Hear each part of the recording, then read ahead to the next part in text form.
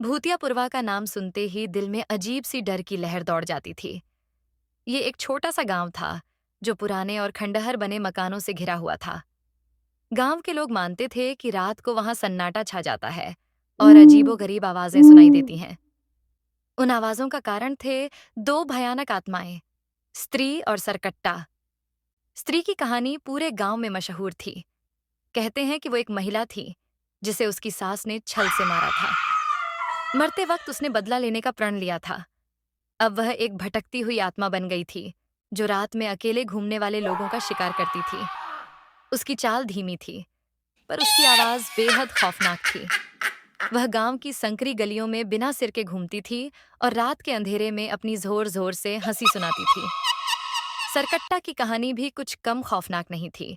कहते हैं कि वह एक साधु था जिसने तंत्र मंत्र के चलते अमृतत्व पा लिया था, लेकिन एक गलती के चलते उसका सिर धड़ से अलग हो गया।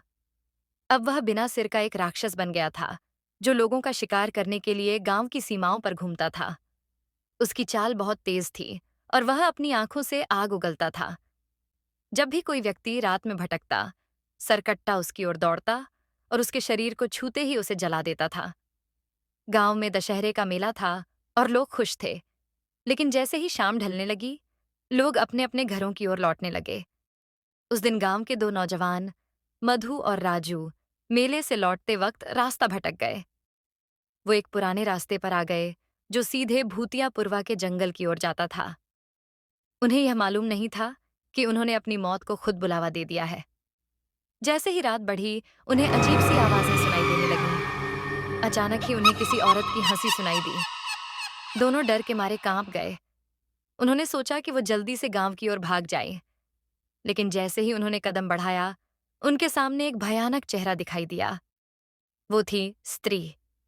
उसकी आंखों से खून की बूंदें टपक रही थीं और उसकी हंसी खौफनाक थी।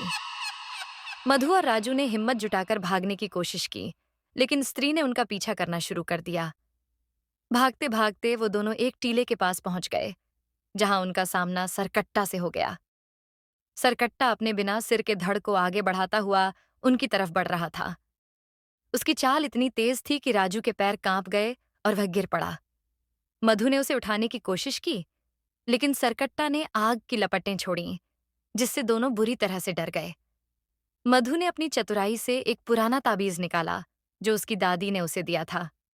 दादी ने कहा था कि यह ताबीज किसी भी बुरी आत्मा को दूर रख सकता है। मधु ने ताबीज को ऊपर उठाया और जोर से मंत्र पढ़ा।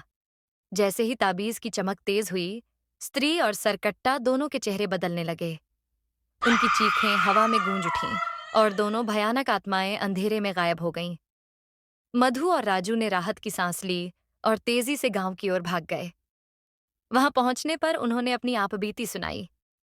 उसके बाद गांव के बुजुर्गों ने भूतियापुरवा के उस टीले को बंद कर दिया और किसी को भी वहां जाने से मना कर दिया। आज भी उस गांव में भूतियापुरवा का नाम लेते ही लोग डर से कांप जाते हैं और अंधेरा होते ही अपने अपने घरों में दुबक जाते हैं।